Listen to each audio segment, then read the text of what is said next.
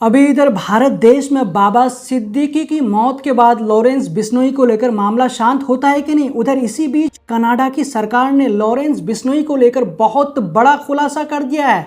Canada police ने न सिर्फ लॉरेंस बिश्नोई को लेकर बहुत बड़ा खुलासा किया है, बल्कि उन्होंने भारत सरकार के ऊपर भी बहुत बड़ा इल्ज़ाम लगा दिया है।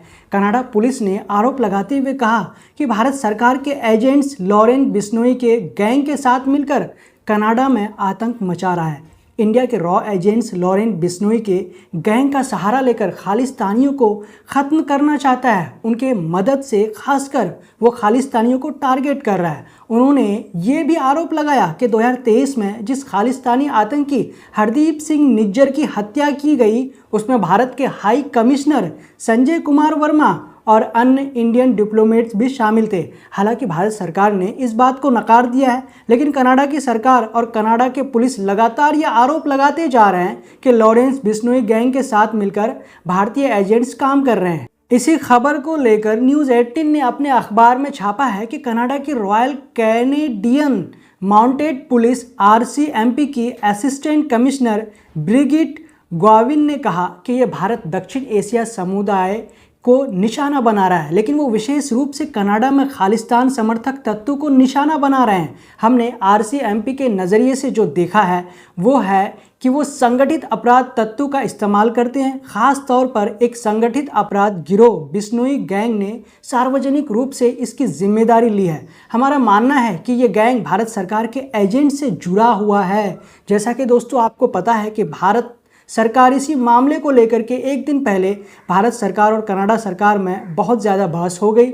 भारत और कनाडा के बीच में रिश्ता और ज़्यादा बिगड़ गया तो भारत के एक्सटर्नल अफेयर मिनिस्टर जयशंकर ने कनाडा सरकार को फटकार लगाने का काम किया था। उन्होंने अपने राजदूतों को वहां से वापस बुला लिया और भारत में जो कनाडा के 6 राजदूत थे उनको भारत से निकाल दिया गया था और उन्हें कनाडा वापस भेज दिया गया था। तो इसी को लेकर के कांग्रेस पार्टी के नेता राशिद अल्वी ने कहा कि ये बेहद चिंता की बात है। जब इस तरह की चीज़ें होती है तो पता चलता है कि उस देश से हमारे रिश्ते अच्छे नहीं रह गए।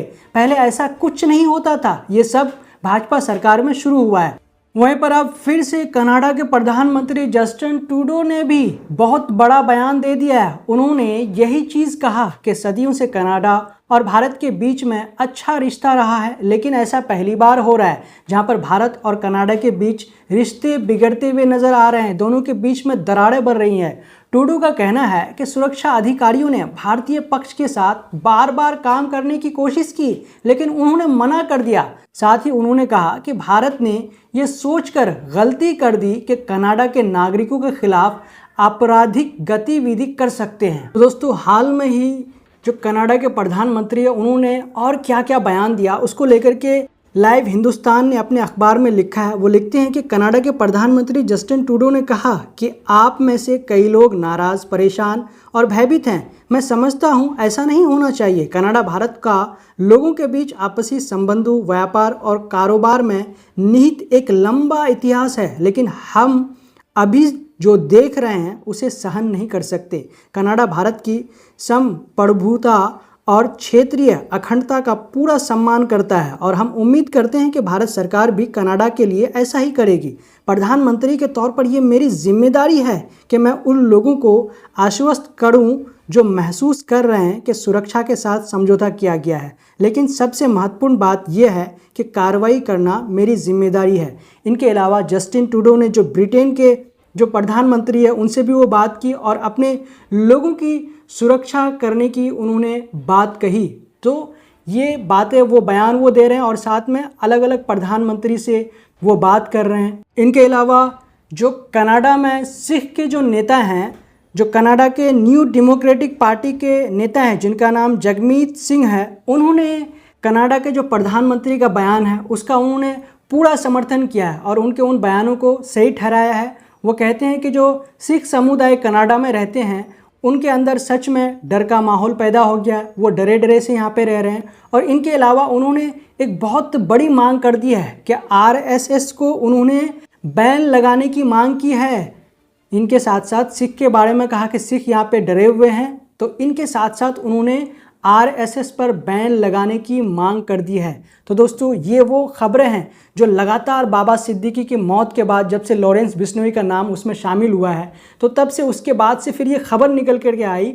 और लॉरेंस बिश्नोई को लेकर के एक तरह से देखा जाए कि कनाडा और भारत के रिश्ते बिगड़ते जा रहे हैं। एक तरफ कनाडा की सरकार कह रही है कि लॉरेंस बिश्नोई के जो गैंग है उसके साथ मिलकर के भारत के जो एजेंट्स हैं वो काम कर रहे हैं और यहाँ पे खास करके खालिस्तानियों के खिलाफ वो काम कर रहे हैं। तो इस तरह का आरोप कौन लगा रहा है? कनाडा की सरकार लगा रही है। लेकिन इन आरोपों को लगातार भारत की सरकार नकार रही है और वो लगातार कनाडा की सरकार से इसका जवाब मांग रही है। जैसा कि सूत्रों के मुताबिक कहा जाता है कि जो जवाब मांग रही है तो कनाडा की सरकार उसे जवाब नहीं दे रही है। लेकिन फिलहाल ये खबर सोशल मीडिया पर बहुत तेज़ी से वायरल हो रही है कि एक लॉरेंस बिश्नोई जो पिछले कई वर्षों से गुजरात के जेल में बंद है, उसके बावजूद भी वो वहाँ पे बैठे बैठे ऐसे ऐसे कांड कर रहे हैं, ऐसे ऐसे घटनाओं को अंजाम दे रहे हैं, जिस वजह से न सिर्फ देश में बल्कि विदेशों में भी भारत का रिश्ता ख़राब होता हुआ दिख रहा है। तो दोस्तों आपको इस खबर के बारे में आपको क्या कहना है हमें कमेंट करके ज़रूर बताएं। जब तक के लिए हम आपसे लेते हैं इजाज़त। अगर आपने अब तक हमारे चैनल द ट्विस्ट को सब्सक्राइब नहीं किया है तो प्लीज़ सब्सक्राइब कर दें और साथ में बेल आइकन को दबा दें। जय हिंद, जय भारत।